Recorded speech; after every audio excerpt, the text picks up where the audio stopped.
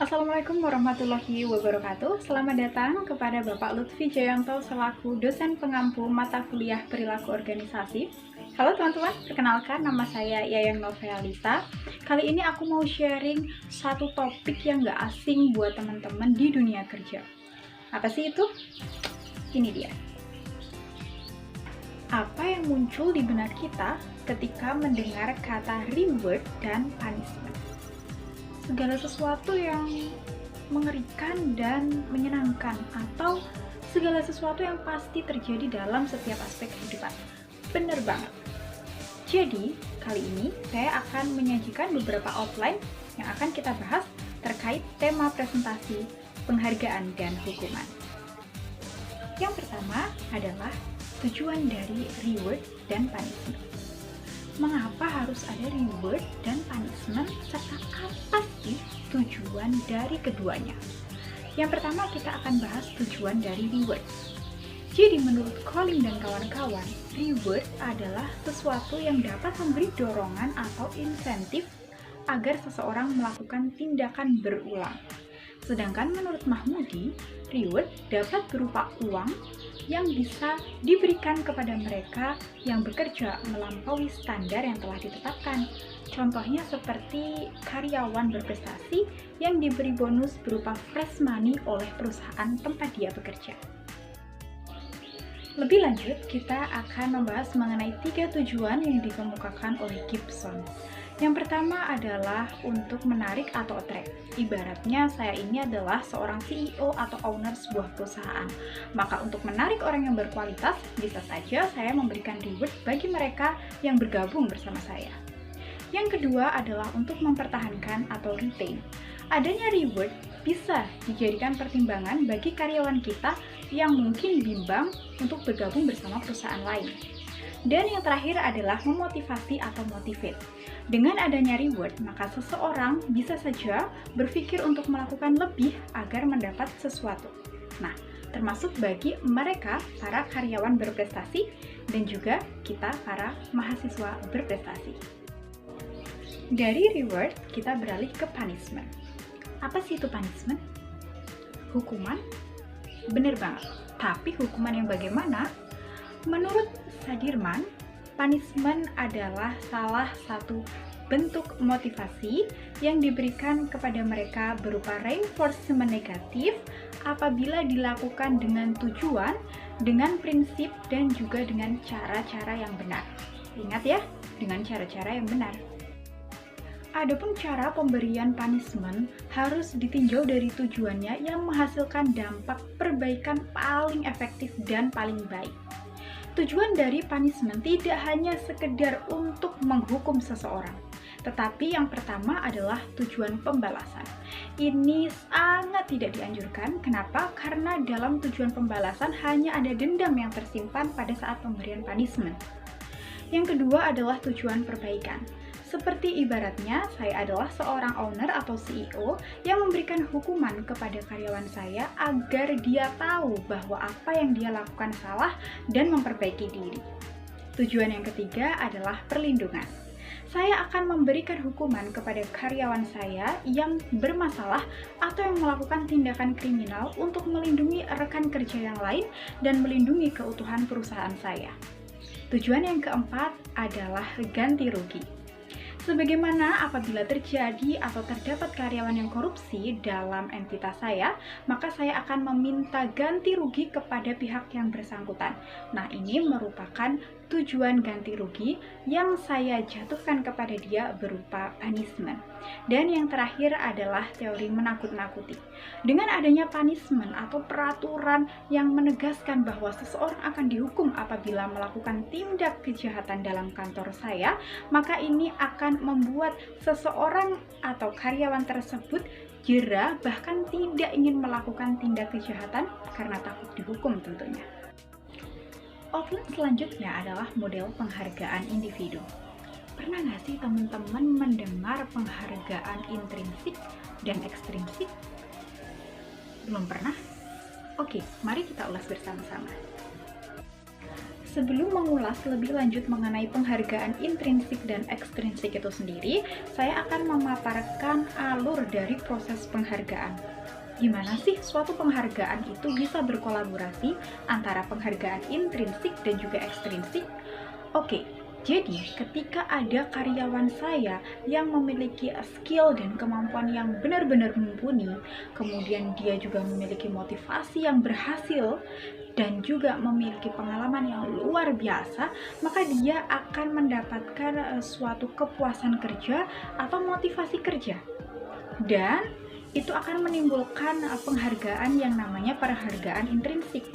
Lalu, organisasi tempat dia bekerja yang terwakili oleh saya sebagai owner atau CEO akan memberikan apresiasi kepada karyawan berprestasi berupa promosi jabatan, bonus, atau bentuk natural lainnya.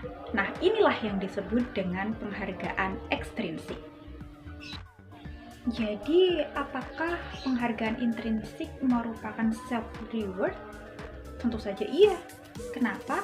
Karena menurut Gibson, Ivancevich, dan Donnelly, penghargaan intrinsik merupakan penghargaan yang timbul dari pekerjaan itu sendiri.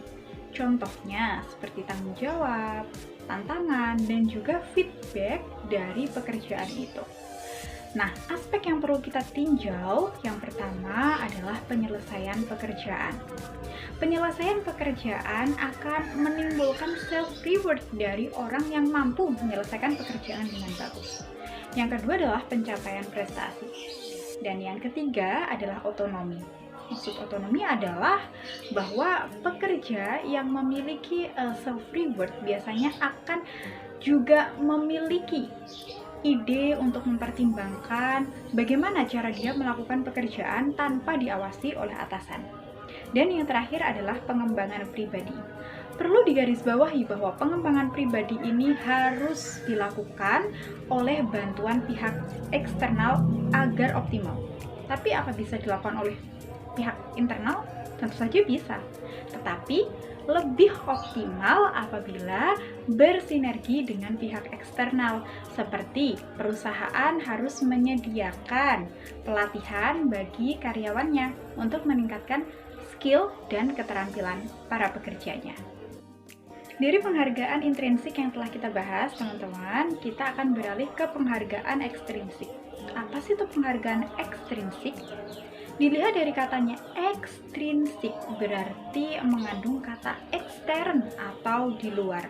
Nah, menurut Gibson dan kawan-kawan, penghargaan ekstrinsik adalah penghargaan yang bersifat eksternal berupa promosi jabatan, kemudian pembayaran, atau juga dalam bentuk bonus. Nah, sedangkan menurut Kreiter dan Kinichi, penghargaan eksternal ini berupa finansial, material, maupun sosial dalam lingkungan kerja. Biasanya penghargaan eksternal seperti yang telah saya bicarakan sebelumnya diberikan oleh perusahaan atas dasar semangat kerja dari pekerja itu sendiri. Lalu, apa sih jenis dari penghargaan ekstrinsik itu? Oke, kita akan bahas satu persatu. Yang pertama ada penghargaan finansial. Penghargaan finansial ini teman-teman dibagi menjadi dua, yakni penghargaan berupa upah atau gaji dan fringe benefit. Upah atau gaji yang di dalamnya tergolong sebagai reward. Yuk, mari kita flashback ke tujuan dari reward. Apa sih? Yang pertama adalah untuk attract atau menarik.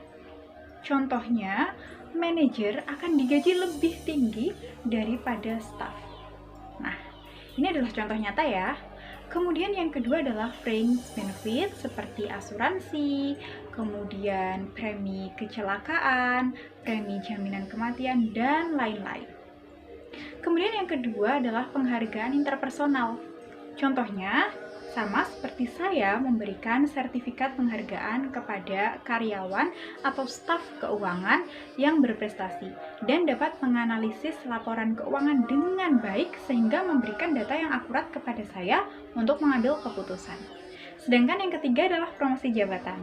Terkait dengan contoh sebelumnya, misalkan ada karyawan nih, staf gitu ya, staf keuangan yang berprestasi, saya akan promosikan dia dari jabatan staf ke jabatan manajer. Nah, ini merupakan bentuk penghargaan loh teman-teman. Setelah kita membahas hal-hal yang berbau penghargaan, berupa seneng-seneng dan kenikmatan, sekarang tiba saatnya kita membahas tentang punishment atau hukuman. Nah, kita akan bahas hubungan antara hukuman dengan disiplin. Lebih lanjut, check this out. Sebelum membahas trade-off atau hubungan dari hukuman dan disiplin, sebaiknya kita ulas dulu apa sih definisi dari disiplin. Menurut Sudarmayanti, disiplin adalah fungsi dari manajemen yang paling penting. Kenapa yang paling penting?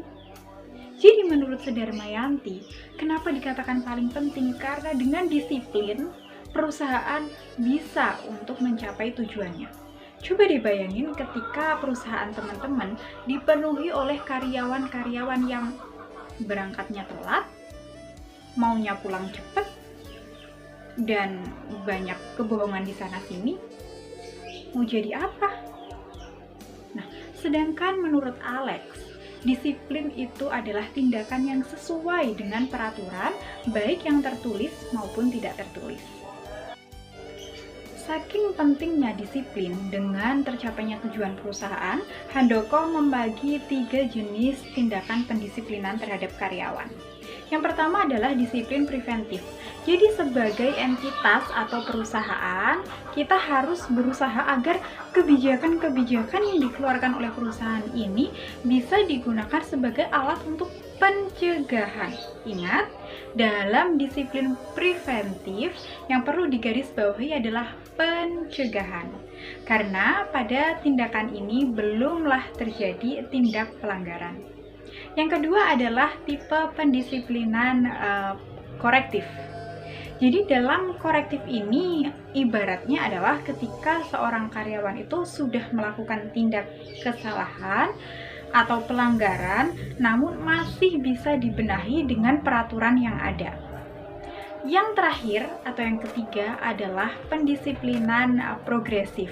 Nah, dalam tipe pendisiplinan ini kita sebagai CEO atau owner sudah harus melakukan tindakan hukuman untuk memberikan efek jera kepada karyawan yang melakukan tindak pelanggaran apabila pada pendisiplinan preventif dan juga korektif tidak mempan. Perusahaan atau organisasi perlu mengambil tindakan tegas untuk memberikan efek jera bagi karyawan yang melakukan tindak pelanggaran. Kenapa? Ilustrasinya adalah seperti berikut. Apabila perusahaan kita dipenuhi oleh orang-orang yang melakukan tindak pelanggaran, tetapi kita biarkan, akan jadi apa perusahaan kita? Mungkin 1 atau 2 tahun, mungkin 3 atau 4 bulan, perusahaan kita bisa bangkrut. Karena tidak ada integritas dalam perusahaan tersebut. Oleh sebab itu, hukuman yang diberikan oleh pembuat kebijakan haruslah meningkatkan kesejahteraan karyawan. Jangan sampai kita sering menjatuhkan hukuman, tetapi tetap saja tidak ada perubahan. Halo para calon pemimpin, yuk kenali 5 langkah pokok untuk mensiasati perilaku indisipliner menurut Sastro Hadiwiryo. Yang pertama adalah pendidikan. Oke, jadi sebagai pemimpin, pastikan bahwa karyawan itu teredukasi. Betapa pentingnya sih disiplin yang dia lakukan untuk menjamin keberlangsungan hidup karir dia dan juga karir perusahaan kita. Yang kedua adalah monitoring. Setelah melakukan edukasi, coba kita monitoring seberapa efektif edukasi yang telah kita berikan. Langkah selanjutnya adalah konseling. Perlunya konseling adalah untuk melakukan feedback atau umpan balik atau komunikasi 2 arah antara bawahan dengan pimpinan agar kita tahu apabila dia melakukan tindakan indisipliner, apa sih tujuan atau apa sih alasan dia melakukan pelanggaran. Dan yang keempat adalah tindak lanjut. Yang terakhir adalah tindakan korektif. Apabila dari serangkaian tahap tidak mempan dan tidak membawa perubahan yang signifikan, maka kita perlu untuk melakukan tindakan korektif demi kebaikan bersama.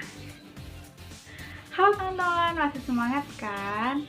Nah, nggak terasa nih, tiba di ujung sajian presentasi.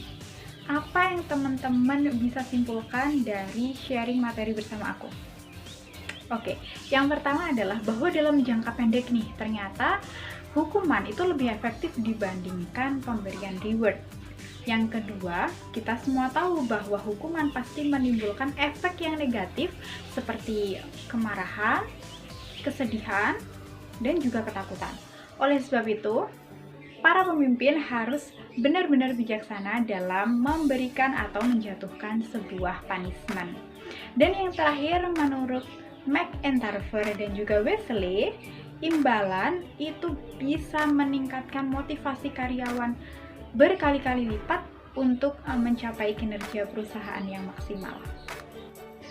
Semoga materi yang saya paparkan dapat bermanfaat untuk kita semua.